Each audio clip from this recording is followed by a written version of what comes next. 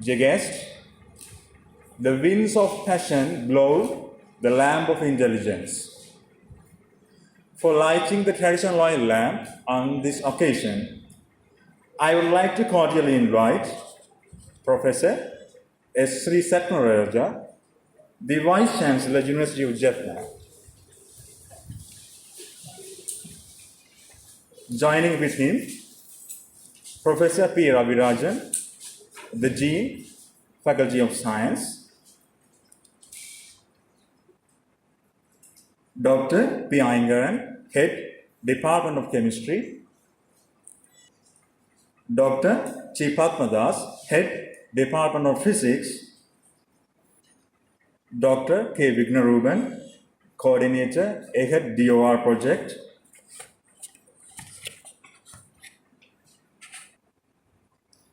Professor P. Balasundaram Pillai, former Vice Chancellor, University of Jaffna.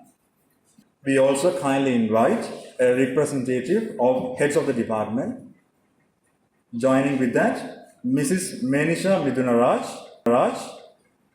and Mr. T.B. Jayamaha, Research Assistants. The Vice Chancellor, Professor Sri Satmaraja, the former Vice Chancellor and the Council Member, Professor Balasundaram Pillai, Dean of the Faculty of Science, Professor Ravirajan, heads of the departments, Director OTS, Senior Administrative Officer OTS, Maintenance Officer of the Maintenance Branch, Head of the Computer Unit. A very good morning to you all. I am really glad to welcome you all for this important event in the Faculty of Science, the opening ceremony of two research laboratories. One is in the physics, it's named as Laboratory for Energy Conversion and Storage, and the other one in chemistry, it's named as Chemistry Research Laboratory. So this DOR project, the proposal writing was started in 2018, in the middle of 2018, the DOR, Development Oriented Research. In the middle of 2018, the AHEAD program, this Accelerating Higher Education Expansion and Development project funded by the World Bank and administered by the Ministry of Higher Education. They called the application in the middle of 2018. And then we joined together some staff in physics, chemistry, and also another research at the National Institute of Fundamental Studies, and two foreign experts. One is from the Chalmers University of Technology, Professor Alexander Mattick, and the other one is from the Arizona State University, Professor Kannan. So under both of them, I worked during my master's and the postdoctoral periods at Chalmers and also at the Arizona State University. Then we joined together almost 6-7 people and wrote the proposal in the middle of 2018. And it took almost 1 year for the AHEAD program to complete the review after several steps of evaluation. And they sent it to reviewers sent the reports, and then we revised. And then they called for an oral presentation in Colombo, and we did the presentation and then revised again after such a long process of evaluation, almost took 1 year. In the middle of 2019, we got the good news. We were funded in 2019, 40 million LKR for a 3-year project. And we are really happy because only 2 projects were funded in the northern province of Sri Lanka under this DOR scheme, Development Oriented Research. One is at the Clean Energy Engineering Faculty, and the other one is ours, in the chemistry and physics collaborating together. And our actual title is Development of Double Electrolyte and Electrode Materials for Secondary Sodium Ion and Magnesium Ion Batteries, and the short title, the batteries beyond lithium ion. Okay. You know, these lithium ion batteries nowadays used everywhere. The first commercialized in 1991 by the Sony Corporation in Japan. and now it's all over. So in your mobile phone, your laptop, or in your iPad, or in your digital camera, in your remote devices. So almost all the electronic devices use lithium-ion batteries these days. But initially it was commercialized by Sony in 1991. It's almost 30 years now. But now people are looking at, especially in the R&D level, the batteries beyond lithium-ion, because lithium deposits are very rare in the world, and the prices of the raw materials are exponentially increasing. That's what and even for the past 10 years, after 2010, roughly around 2010, these lithium batteries are used in the electric vehicle also. That's a lot of consumption of lithium deposits. But as far as lithium deposits are concerned, we could say mainly in South America and Australia a little bit, and also China. We could say only 4 countries having lithium deposits, mainly Chile, Argentina in the South American continent. They are the leading providers, producers, and other one is Australia and China, a little bit of lithium deposits there. So except these 4 countries, there are no lithium deposits. Mainly these South American countries are politically unstable. That's what people are looking at batteries beyond lithium-ion, especially sodium-ion batteries, because sodium is everywhere in the ocean or in the Earth's crust. In the form of sodium chloride, we have all over the ocean. Okay? That's what people are looking at batteries, sodium-ion batteries, for example, or lithium, so magnesium-ion batteries. These are known as the batteries beyond lithium-ion, but still these are mainly in the R&D level mostly, and there are some commercial batteries available, sodium batteries, not for portable electronic, but for stationary applications. I think I can take this opportunity to talk to you a few words about these sodium batteries, and also about the team members working in our group, and the type of state-of-the-art instruments we have. We purchased under this grant, or we purchased from some other grants earlier, from NSF, NRC, or TWAS. And we have many instruments in physics, also in chemistry, especially for the purpose of battery research.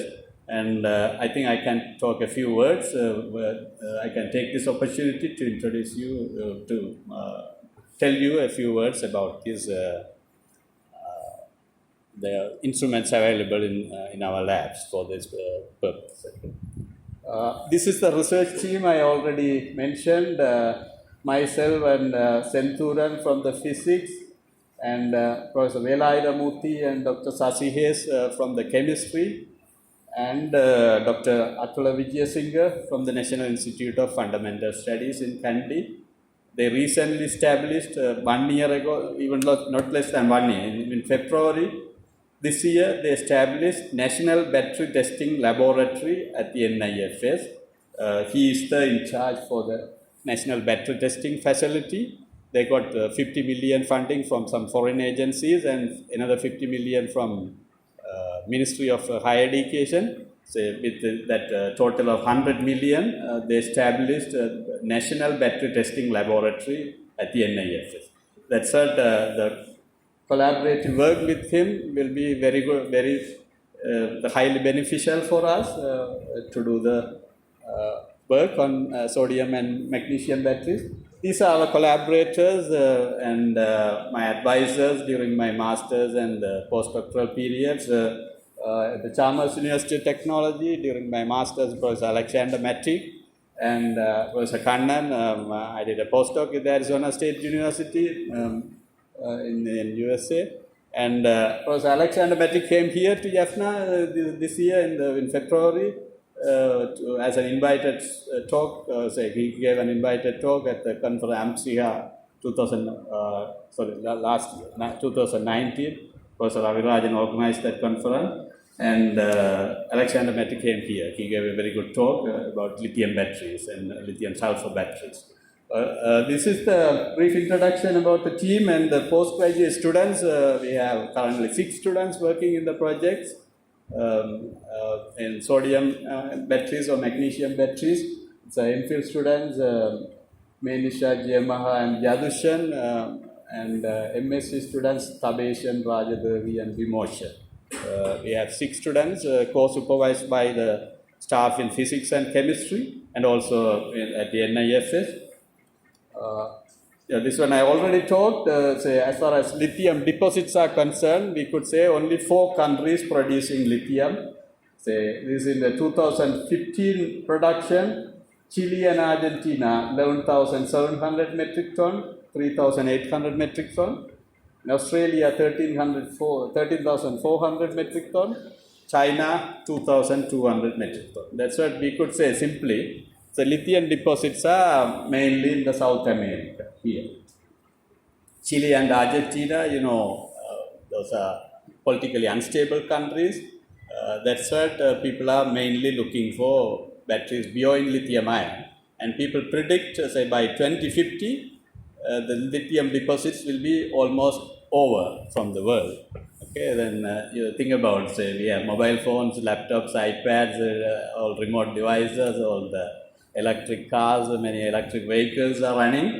Say by 2050, in another 30 years, the lithium deposits will be completely over because of less amount of deposits and also more amount of consumptions. Say after 2050, there will be no lithium to produce lithium-ion batteries. Okay, that's what people started to do mainly the R&D works on sodium or magnesium-ion batteries. Okay. So this if you consider sodium-ion batteries in 2014-15, say just 5 years ago, some milestone happened. Okay, some commercial level batteries were produced, but they are not comparable to the current lithium-ion batteries.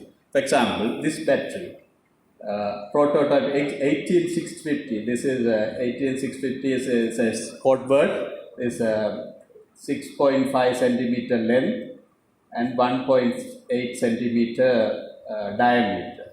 This is a standard naming convention used in the batteries. This was produced, you can see a sodium ion rechargeable battery. It's sitting on a heap of salt, sodium sulfate or some other salts. Okay, this was produced in 2015 by Professor Jean-Marie Tarascon.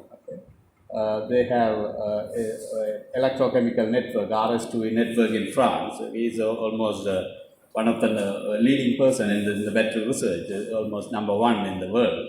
They produced the sodium-ion batteries in 2015, but still not in the commercial market. But they found the energy density 90 watt-hour per kilogram. Okay, this energy density is less compared to lithium. You need to have a bigger batteries in your mobile phones. Energy density is less, but it is something similar to the beginning of lithium batteries in 1991. Okay, this is the beginning of sodium battery, but current lithium batteries have more than 200 watt-hour per kilogram. But this is something similar to the beginning of lithium-ion batteries. Okay, it was the breakthrough happened in 2015. And another company in Sheffield, UK and in Pittsburgh, USA, they produce some sodium-ion batteries. These are in the commercial market. Even you can buy it online. So you can order it online. This Paradigm is the company name, Paradigm. And this aqueous energy using some aqueous electrolyte, some sodium sulfate dissolved in water. Okay, using some aqueous electrolyte. Here some non-aqueous liquid electrolytes. Okay, again both are liquid electrolytes. They produce these batteries especially for stationary application. You couldn't use this for electronic devices, water, because the size is large, because the energy density is low. Okay, that's what they produce this. They commercialize. You can buy it in the market, especially in the Europe or in the UK, the Paradigm, or in the US, Aquan. But the energy density is low. That's what the size of the battery is large. You cannot accommodate it in your mobile phone. Okay, size of the battery is large, and also leakage problems with the liquid electrolytes. But still, they are being used for stationary storage, energy storage. For example, store the energy from the solar cells or store the energy from the wind turbines. to store these intermittent energy resources. They are using this, especially in the US, this aquan energy. Okay? And all this breakthrough happened just 5 years ago. Okay? 2014, 15. From that time onward, this sodium-ion batteries became more popular. Okay? And that's what more people started to do research works on sodium-ion batteries after that. Even we also started to write the proposal in 2018 after 3 years of this milestone or some sort of milestone. Okay? So if you look at this R&D growth, number of papers published or number of patents filed, in the case of sodium-ion batteries, after this breakthrough, suddenly increased, say around 2013-14, number of papers published or number of patents filed. There is an exponential increase suddenly after 2014-15, after this breakthrough of commercialization of sodium-ion batteries. Okay? And this is mainly number of patents, almost half of the patents filed by the Japan, okay? And then United States, and then China, and then United Kingdom, and other countries, okay? But all together, totally, the number of patents filed or number of papers published took an exponential increase in the 2014-15 at that time, okay? That's what all over the world. We could say that, especially in the R&D level, these batteries became very popular. With this introduction about these problems with the lithium-ion batteries and the advantages of the sodium-ion batteries, okay? But the problem with the sodium-ion batteries, the size will be large because energy density will be low. And the other thing, lithium ions can move easily within the electrolyte between the anode and cathode, but sodium ions cannot move because compared to lithium, sodium is large, sodium ion. That's what the mobility or somewhat we call ionic conductivity will be low for the sodium-ion batteries. That's what charging and discharging time or recyclability and the energy density and the speed of the charging will be less compared to lithium-ion batteries. That's what people are doing research work. Okay? With this brief introduction about these sodium-ion batteries, I will briefly talk about the instruments we have in the lab. This is known as differential scanning calorimeter. Okay? It's produced by PerkinElmer in USA. It's the world leading company producing DSC instruments, simply known as DSC.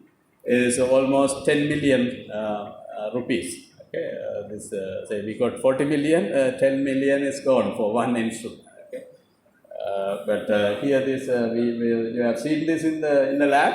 But we are happy to have this because in Sri Lanka, in the state universities, all the 16 universities, we are the first one having this instrument, DSC.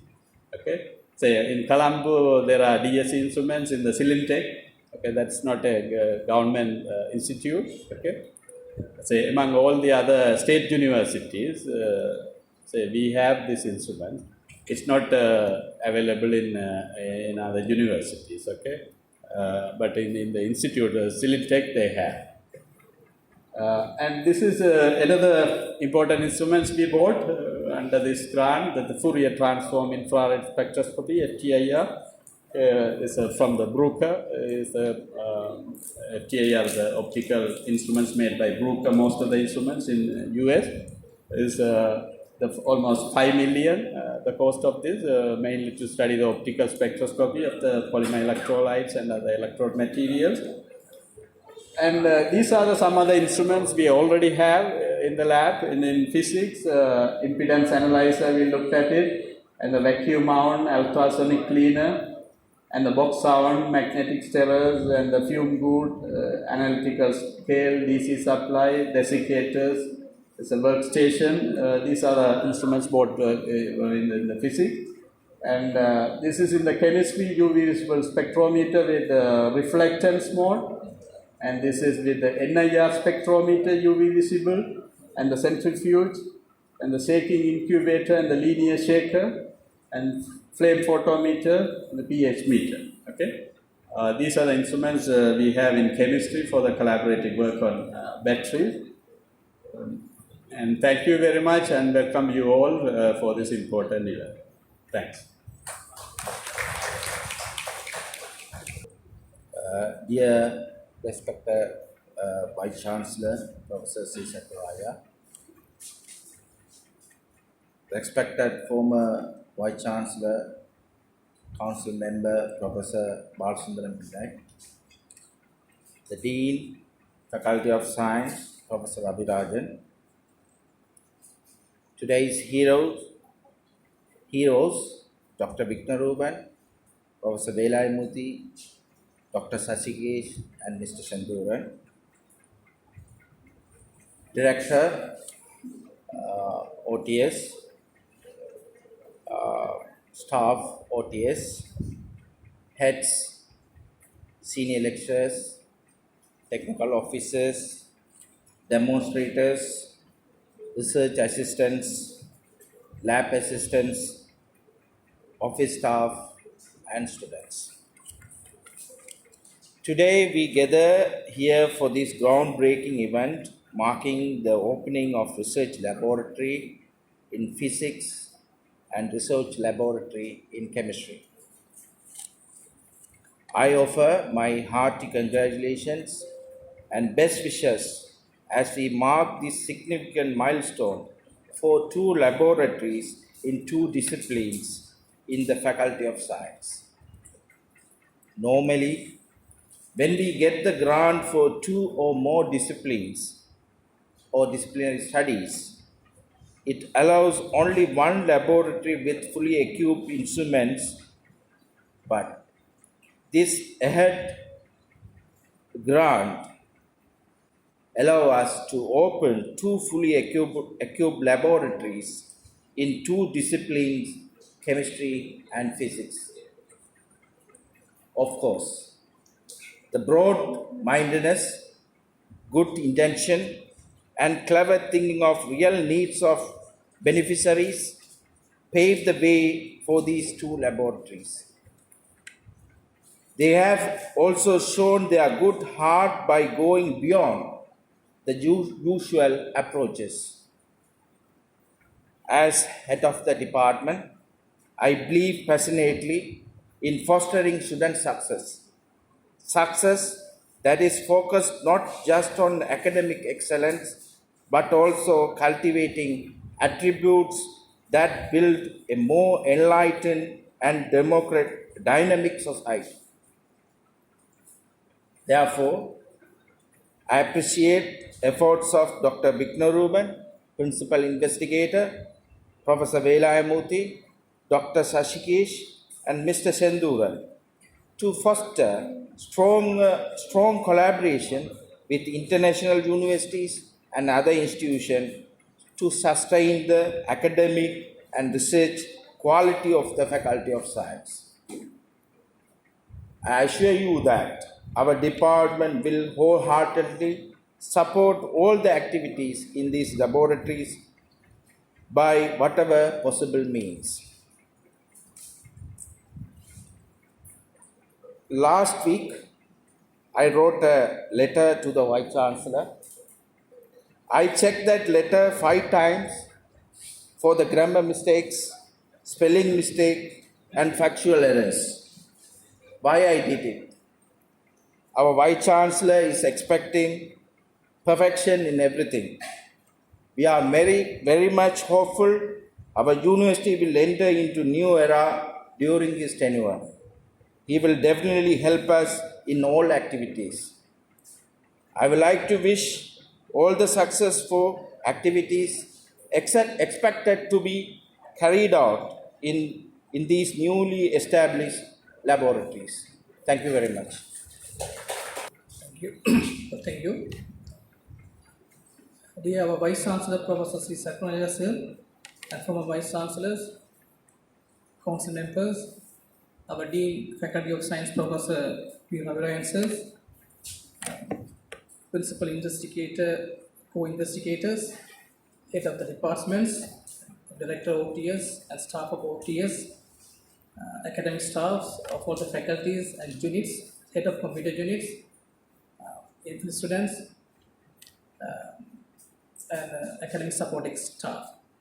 As Dr. Ankaran addressed here, we gather here for groundbreaking event marking an open ceremony of research laboratories in physics and chemistry laboratories. Actually, this is a milestone made by these investigators, Dr. K. Vignaruvan, Professor B. Velaidamurthy, Dr. Sasiges, and Dr. Sindhuran.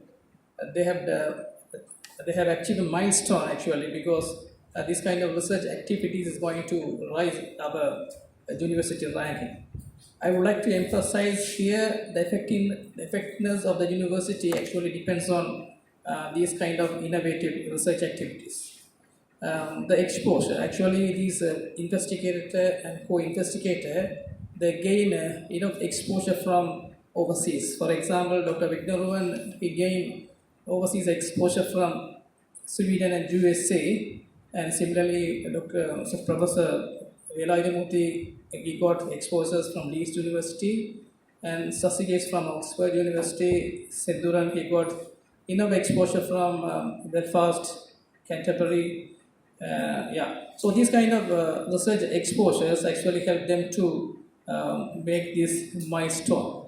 I'm sure that this kind of research laboratory is going to help us, our undergraduate students and postgraduate students, to carry out their research activities in this kind of research, the better research.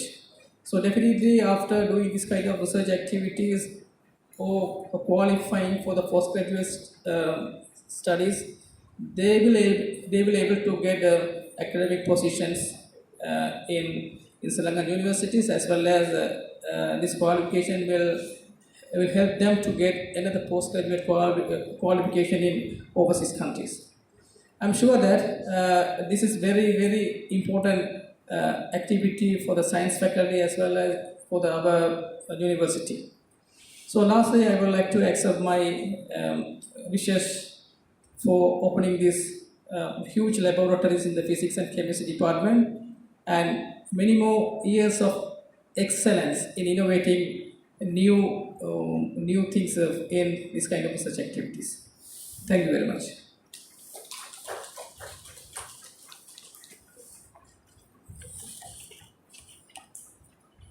Thank you, sir, for your kind words. Now, may I invite Professor P. Ravirajan, the Dean, Faculty of Science, to address the gathering. Over to you, sir.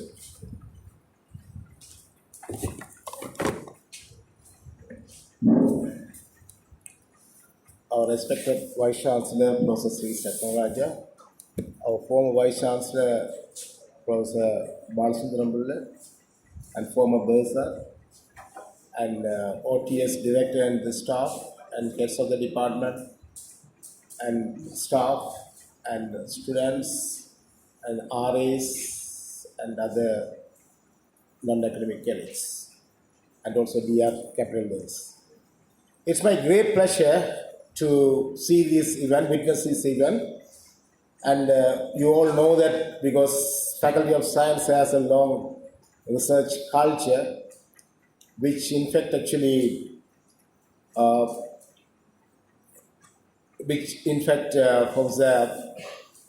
former professors, Professor Gunaratnam, Professor Maheswaran, Professor Ganeshalingam, Professor Devirendra Raja, and Professor Dharmaratnam, all laid down a strong platform while building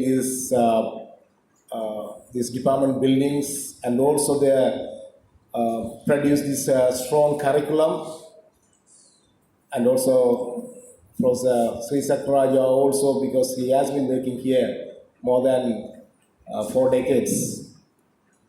And we in fact actually learned several things from them. So one of the primary duty is in fact teaching, but research also very much important. As a university, because it's not actually tutoring, or maybe it's not a college, it's a university, so we should generate knowledge. So the other entity, it can just disseminate knowledge. But while we are disseminating knowledge, we should actually create knowledge, generate knowledge. And at the same time, actually, we shouldn't actually forget our primary duty.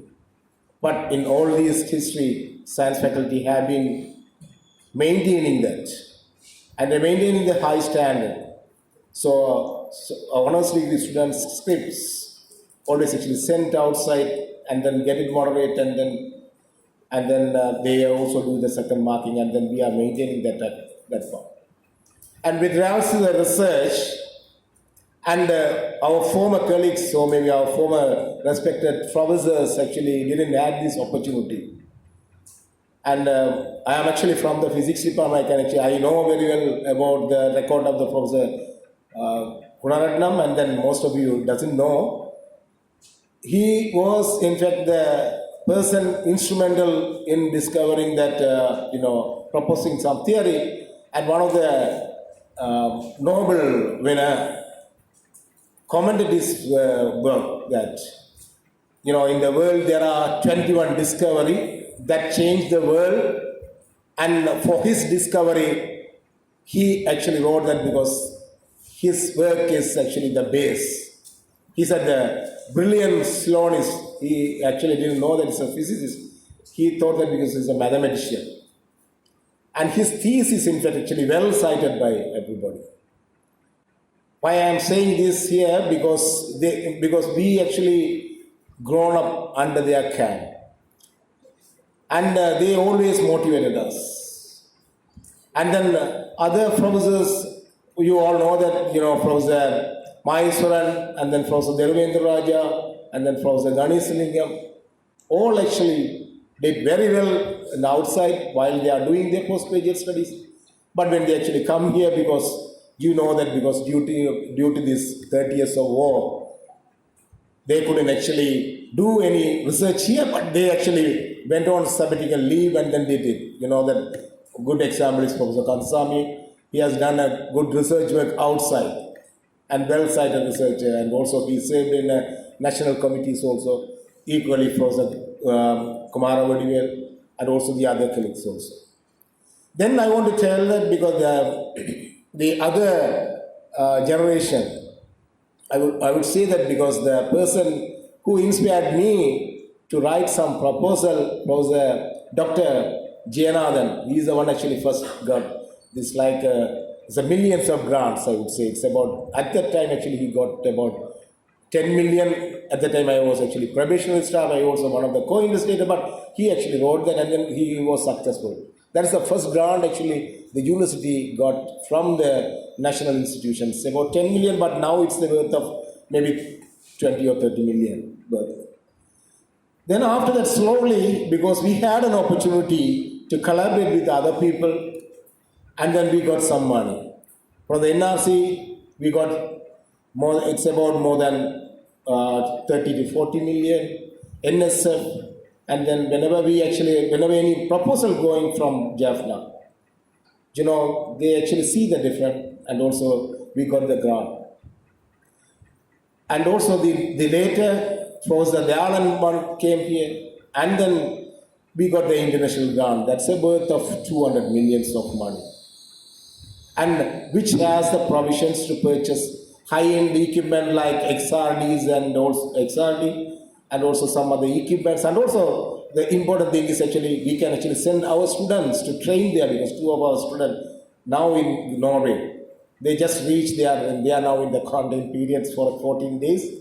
And then they are doing that, so periodically they are actually doing that. So periodically we send the students there for the short-term training. I am sure that because under this grant, and the team will initiate that one also. They will also sign MOUs with the institutions.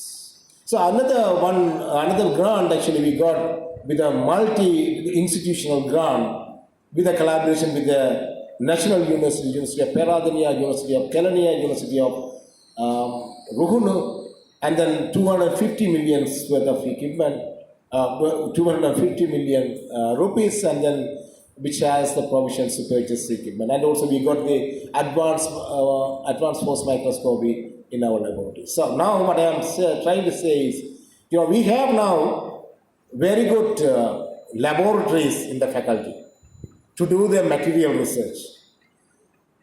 AFM, DSC, under this grant we got the DSC and also the UV visible spectroscopy and also the solar simulator, and then in our department we have so many high-end equipment. I think if you add up all of them, actually it's about more than 400 millions worth of money we won. It's great to see that because this is the first one, actually the two department actually co-authored, and then they won the grant because this was highly competitive grant. The university only two group actually got that. I am, as a dean of the faculty, I am very pleased that because they actually got this grant, and also it's overnight actually you can actually do things to write a proposal. Years and years actually you need to dream of it, write the proposal, sometimes actually get it rejected. That's happened, right? And always that's happened. And also always other demand is actually always the funders asking that when are we going to have the product? That's the main problem actually.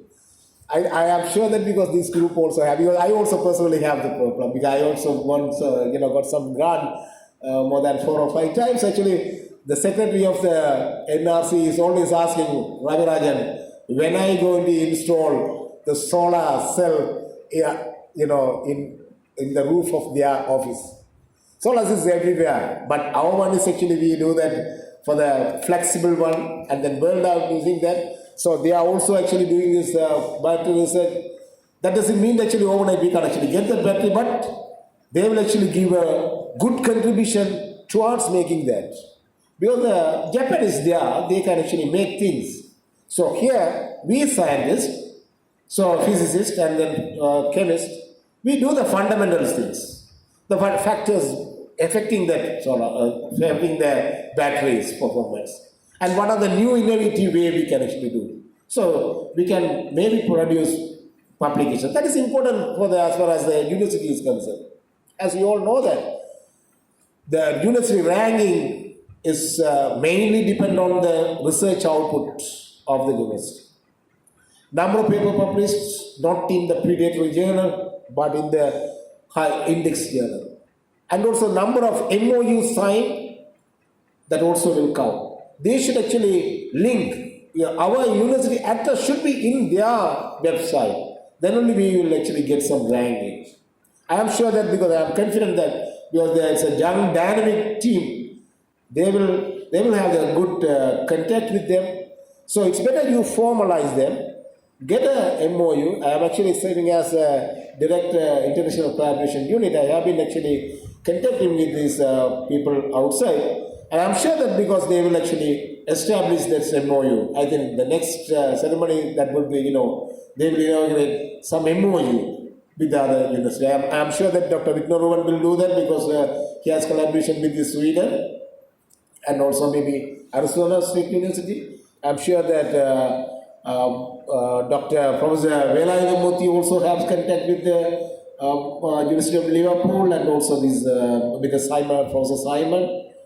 And also Professor Rajapaksa and also Dr. Sasikes also have contacts with his seniors, his supervisors. I'm sure that because they will establish or they will actually try to sign an MOU. And more than that, actually, we have a good facilities.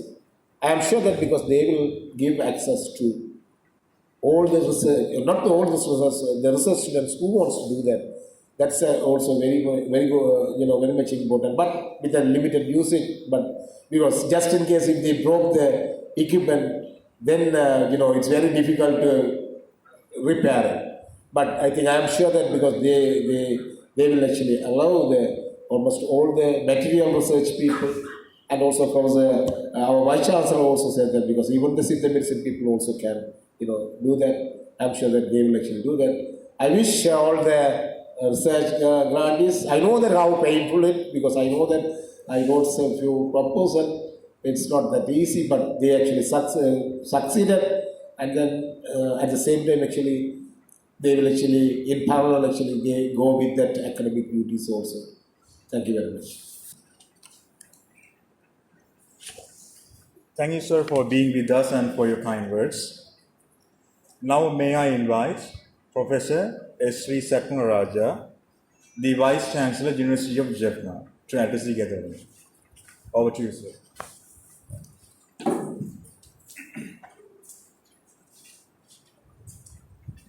ஆனந்தமாய் என் அறிவாய் அமுதமாய் வானந்தமான வடிவுடையாய் மறை நான்கினுக்கும் ஆனந்தமான சரணார விந்தம் தவழுநிற காணந்தும் ஆடலங்காம் எம்பிரான் முடிக்கண்ணீர். So everyone want to be in a joy. People say enjoy. No, it's joy. Joy comes from knowledge.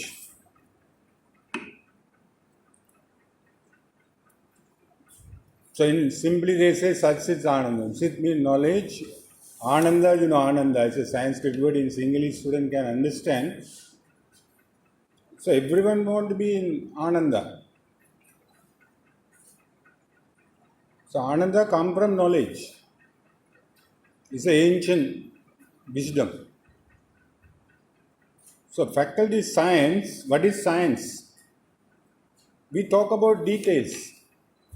We got to have a right philosophy. Then only you will keep acting. I know even principal knows telling the student, be joy, joy, joy. How do you become joy? So the knowledge brings joy. Clarity brings joy.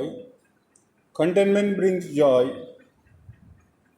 So in this regard, so in our people in ancient times, such is Anandam. So Anandam means Sit must be there. Sit means the knowledge. The universe is a knowledge center. Nothing else. So in this knowledge center, some people they think, some pretend it's a primarily teaching. Because by act is a teacher. Agree.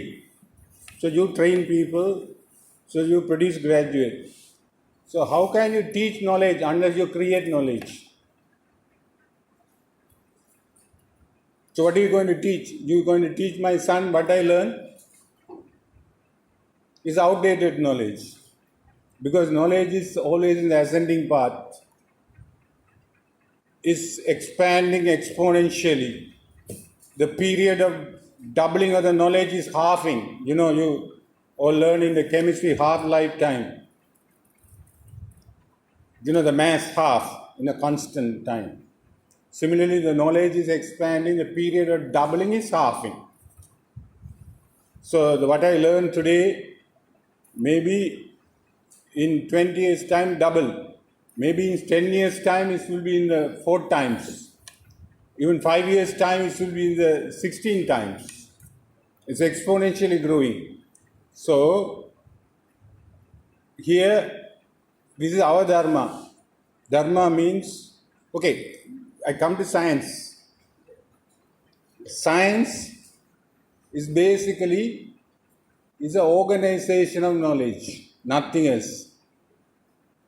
Science means it's an organization of knowledge. I know the Kanaratnam and all people are here, Palasundram. Then there's a wisdom. Knowledge brings wisdom also. Wisdom is an organized form of life. I know our faculty board yesterday, people were boisterous. So their life is not organized. They have knowledge, but they don't have wisdom. That's what so many quarrels. No, I'm telling today. I'm telling philosophically. People have division. Some people are missing here because their chemistry is not working. Nothing else. Their chemistry is not working. So, knowledge, wisdom. Wisdom, organized form of life. No, you have to organize. Otherwise, it's all go to mess. One day they will burn this. People get heart attack. Stress. 40 million you are talking about today. I know there's a team here managing the head. So I tell a story. In a flower garden, it's owned by a master, the owner, Ejama, Prabhu. There are so many servants. They actually fertilize the garden. They irrigate the garden. They do the weeding. But they are with very working laymen. Then the harvesting time comes. People look for roses and so many other flowers. So they ask the master whether they could pick these things. Yeah, he enjoys and he say, okay, permission granted. You enjoy these flowers. While this scenario goes on, in the background, these servants, they have been working every day in the flower garden. They enjoy themselves because they are satisfied, although there is no recognition. That's what I see Raja Vigagan and Vijayendran, here Ganagaratnam, Charles, Tabodharan. These people, when they were writing this HETC head project, they hardly had any support. I know that. Not only me, Namis, and all that HETC, and then Earth project, right? This has been going on. I'm saying it's not today celebration one side. So the 40 million project we are celebrating, actually ahead brought, I checked with Charles again, 2 billion. Ahead brought 2 billion. So many PhD training. So many English language training. Enhancement. So many things we had addressed. Soft skill expansion, labs are put, but people are not coming and enjoying it. Similarly, this planet Earth, I don't know in the science or all the exploration, even Hubble telescope, where you are talking about spectroscopy meters, you are going inside what is happening. Even people are doing outside, all the telescopes are flying. They haven't seen any planet like this. It's a lady, the Mother Earth. She has everything. Even just today morning I had a couple valapalam. I don't know how it comes. Which laboratory is brought in. What a delicious. So in the earth, you have aquatic things. You have terrestrial things. So one day I was in a German tech, near to the Clinical Technology, I went there. They invited me as a guest for one day celebration because I'm a technology dean. I went there. Germany, the tech, they put the their motto. Germany is a land of idea. Germany is a land of idea. The best cars, best equipments, best medical equipments, make scanners, no resources, no harbors. Because university people, they go to different level and produce. Even biotechnology, Germany came in very late than US and UK. They have now 5,000 biotech companies in Germany. You understand? So our people actually, we go to the middle and burn out due to some reason. But I see, so when I go to German tech, I don't know what to speak there. I saw food technology, automobile technology, construction technology. We have also had that. We were imitating, but German tech is very reputed. Then after thinking, I was thinking myself what to speak. Then I went to Earth, whether this all technology, what do you do, is always in the nature. Today they show a spectrum, the Fourier said, Fourier is a mathematician. Fourier said, the source of discovery is the nature. So I always believe in that. When I go to old scientific forum, I always think, where is it is? Because Fourier said that. The fruitful source of discovery, he put adjective. fruitful source of discovery is the nature. So anything you do is always there.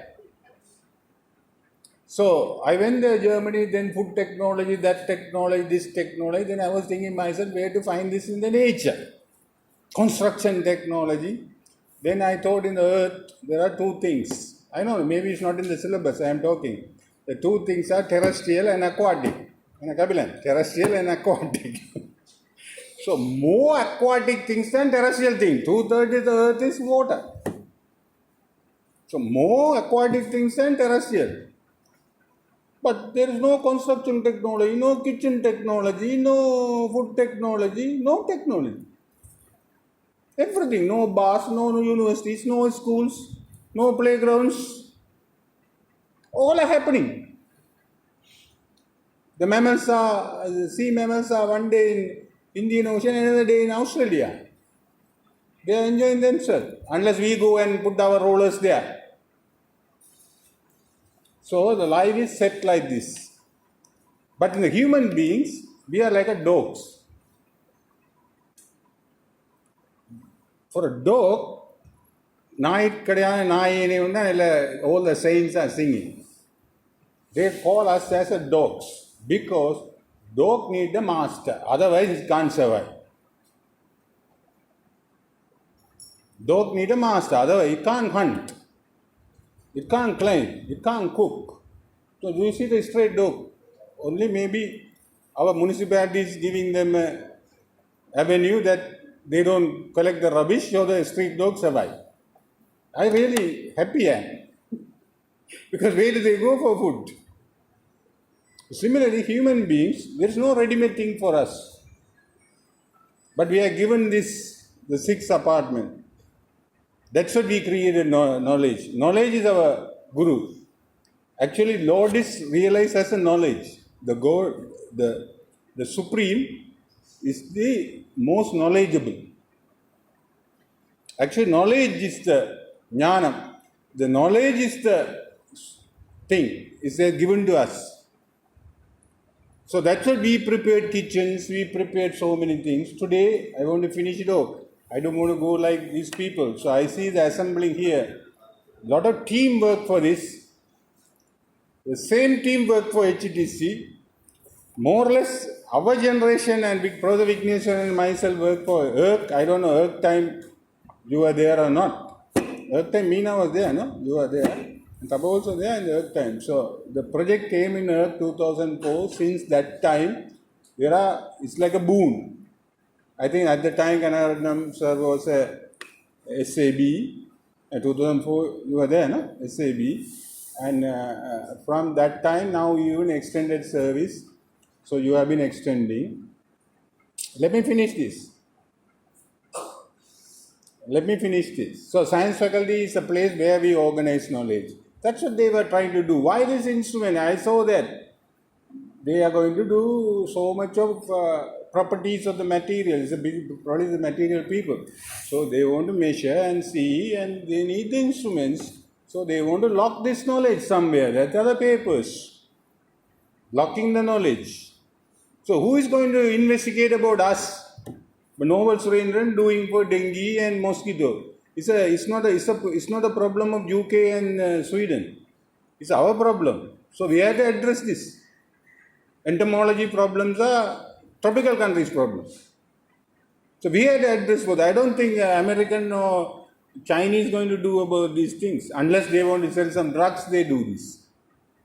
Similarly, our materials, titanium or whatever, plenty available in this country. Because I am the board of chairman of the physical science, I listen these things when these people come and defend for their MPhil and all that the project. So these things we had to do, they brought the equipment and they want to lock in. So that is called the publication. So here, again, now I want to finish it off. Again, I tell you the ethics of this research. So knowledge center, for academic accountability, so 60-65% of my time should go for teaching, the training the people. Then 25 to 30% should go for research or research collaboration or research management or research, whatever project writing or help you anything. And other thing go for dissemination or community extension service. So ladies and gentlemen, this, we do all this research. I began my talk with Ananda, joy. If you want to bring joy to the people, that is the quality of life. I don't want to stress the importance of quality of battery brings the quality of life nowadays. Everywhere battery. In my body, I know there is a battery. That's my body temperature is maintained in 98.4. There is a Jyoti there. That battery is a different battery. There is a different battery. Is there. Otherwise, if battery off, then no time our body become cold. That's called swan. It's inside of myself. Like a computer, the CMOS battery is always giving the energy even when you shut off. So here, let me finish again with the philosophy. So if you bring joy, somebody has to make sacrifice. To bring joy in my life, the parents made sacrifice. To bring joy in my life, my teachers made sacrifice. To bring, even today, my occupational joy, my wife makes sacrifice. Washing my clothes and doing a lot of things.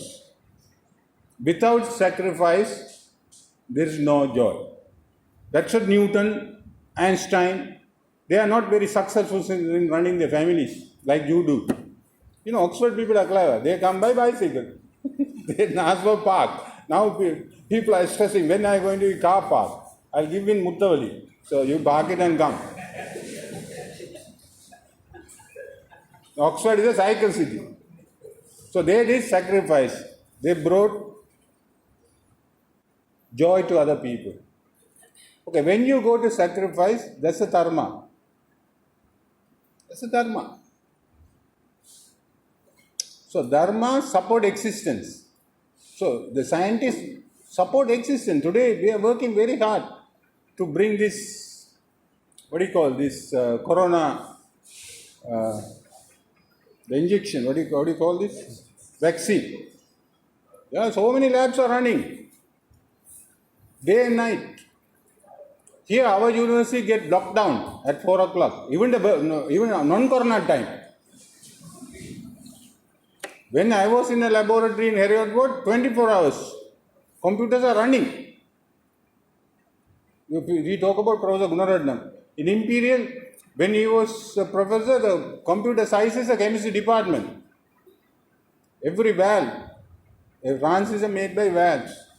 So today computers are shut down. So when I was in Australia in a company, Telstra, I was working part-time. So I went for a graveyard shift. They said, the new boss came and he said, every computer should be running 24 hours. Here every individual has a computer, lock it in their room and go. They ask for printer, only one printout a month. So this is our nature. It's a waste of money. Ladies and gentlemen, when you go to dharma, support the existence. So Vidya Dharma is the highest dharma, not any other dharma.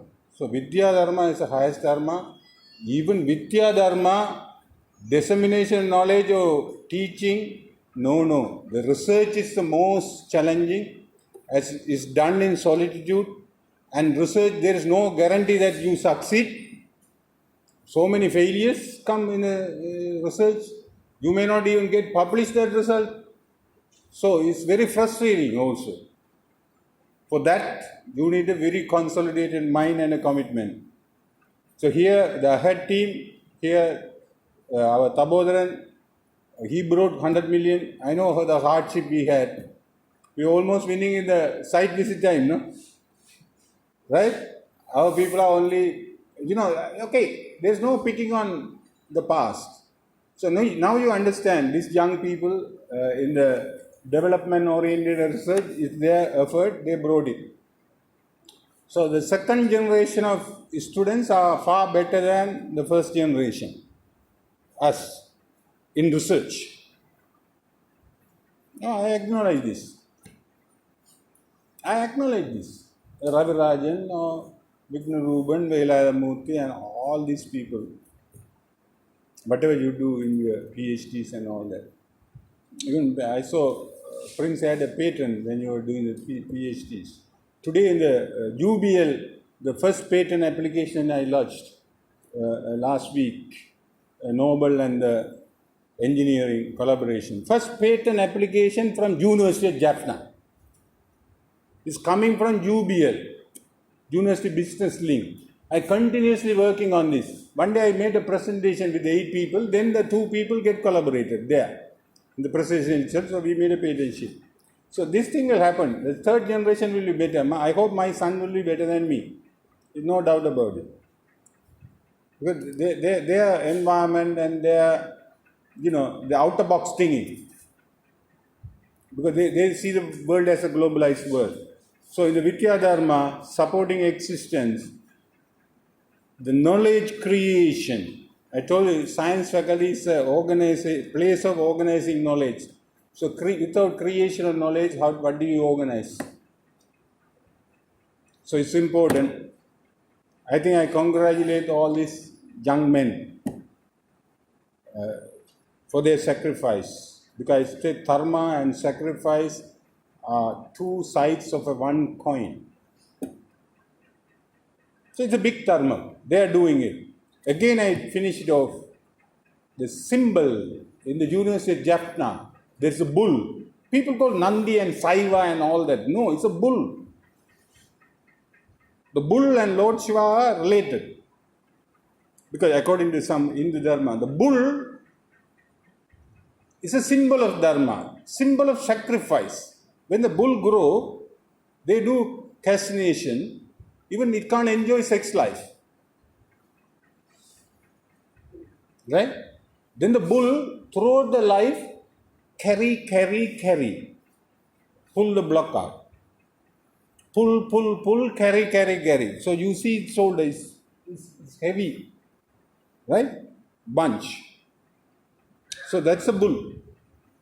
So bull, when you go to Hindu temples, the bull is sitting there. When you go there, you salute the bull.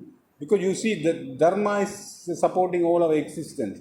That bull, the 3 legs are almost bended. Only in one leg it stays. The bull is like this, sitting like this. Only one leg is in a smart position, all other bended. Today in the Kali Yuga, the whole world is corrupted. From politics to the academics. Today, fake publication is a big issue of the Vice Chancellor. And I had to spend a lot of time on that. Just to, the honesty gone. Integrity gone. How far gone? The bull says only 25% Dharma exists. If you take 4 lawyers, only 1 is genuine. If you take 4 teachers, only 1 is genuine, 3 corrupted. Similar scenario also in the university academics and everywhere. So now I am happy. From HETC I am telling, AHED I am telling, ERC I am telling, the same team I see here, you are supporting, you are in the 25%. You are supporting the existence, you are supporting the Dharma. This is my takeaway message. 25% only Dharma exists nowadays. So we have to make all our determination endeavor to be in that 25%. So not to worry about the wrongdoers, not to pick up on this. And final message is, you are good at knowledge. Bring wisdom. Apply wisdom. Enjoy wisdom. Don't burst. You burst in no time. But they hurt all the people. For months, years. Even burn down all the good things. So in the science faculty also, I humbly request, whatever issue comes, let us handle professionally and settle. And also I congratulate all these principal investigators, Vigna Ruban, and Velayatha Murthy, Sudarshan, and Sasigesh. They are dynamic, and Sasigesh in particular, he revived the spectroscopy. What is that spectroscopy? We bought in the STDP project under Bangkok. That was shut down and that was not operating for a long time. So he revived that. I saw today that that's another million project that came in 2008 or 9. 2004, that has been idling. Now it's working. Today I'm very happy. And ladies and gentlemen, I used to do border survey verification in the physics lab and chemistry lab. So I know most of the equipments. Myself, I touch and verify. So today I'm very happy that you have a state-of-art equipment. And again, I humbly request you, you should give access to all the people to enjoy this utility of this equipment. That is the most important thing. Thank you for patient listening. Thank you very much, ladies and gentlemen. Indeed, that was our Vice Chancellor sharing his take-home message with us. A good initiative deserves a good end. To deliver the thanking note for the dignitaries of today's session, may I invite Professor K. Velayatha Murthy, team member, head DOR project. Over to you, sir.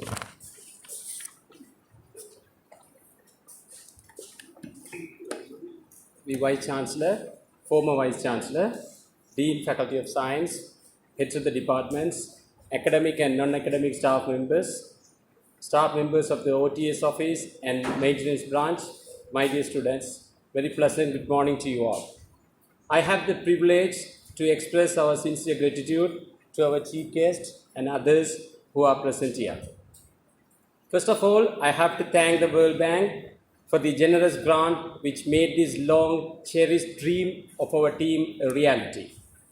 Then I would like to thank our chief guest, Professor Sri Sedkunaraja, Vice Chancellor, University of Jaffna, and former Dean of the Faculty of Science.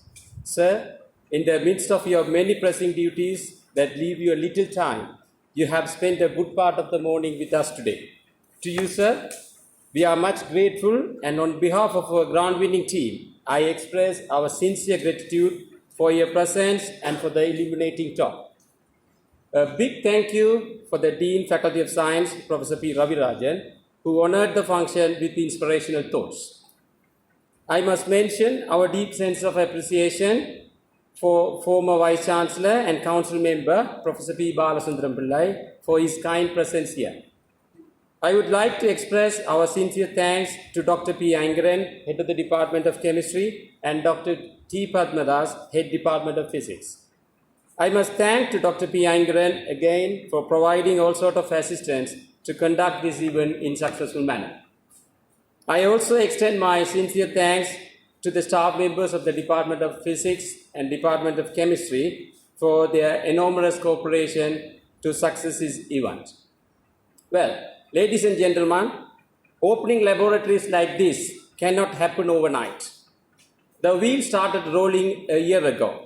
It required planning and bird's eye view for details. In that sense, we were very fortunate enough to be backed by a team of very motivated, talented, and dedicated staff from OTS office and the maintenance branch. I also wish to express my gratitude to the Director, OTS, Dr. E.Y.A. Charles, and Senior Administrative Officer, Mr. Kanagaratnam. I take this opportunity to thank DR Capital Works and Planning, Ms. N. Raja Visahan, Works Engineer, Engineer K. Kadambasilan, Works Superintendent, Mr. M. Vijayendran, Works Supervisor, Mr. M. Gobinath, for their immense support for opening these laboratories. And last but not the least, our beloved staff members for making this function as a grand success. Thank you very much.